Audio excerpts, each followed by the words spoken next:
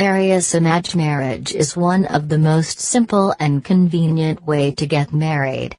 Hindus, Sikhs, Jains and Buddhists are eligible for Arya Samaj marriage. Arya Samaj marriage is very much similar to Hindu marriage. Agni is considered as the sacred symbol and marriage is performed in presence of Agni. Arya Samaj was started by Swami Dayanand Saraswati in the year 1875.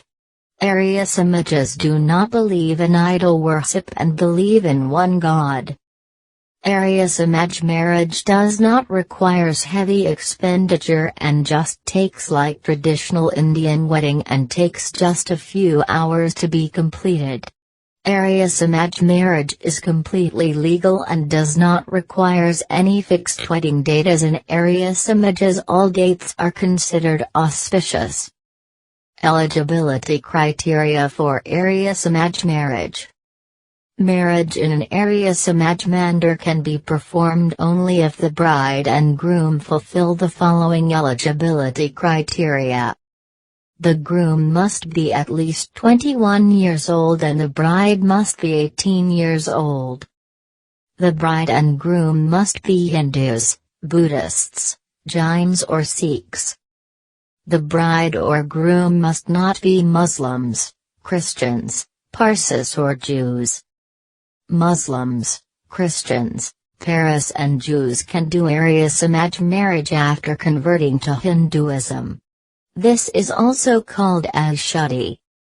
The bride or groom must not have a living spouse at the time of the marriage.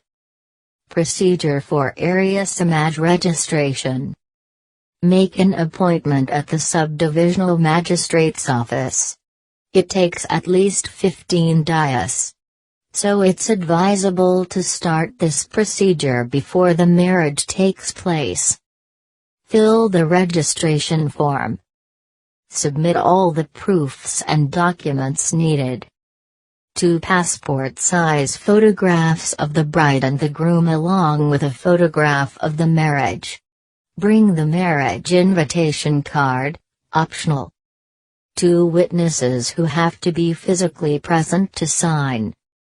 Attestation of gazetted officer is mandatory. Consequently, after fulfilling all the formalities, the magistrate's office will grant the marriage certificate, which is legally recognized by the court. Documents required for solemnization. 4 copies of colored photographs of both the bride and the groom. Proofs for the DOB and proofs for address by both the parties. The bride and the groom should have reached the eligibility.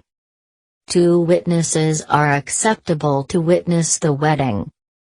In case if one of the spouse is a widow, then the widow has to submit the death certificate of the dead spouse. If one of the spouse is a foreign citizen or holding a foreign passport or is having foreign residential address, then the spouse requires the certificate of present marital status of the party or not from the concerned embassy and valid visa.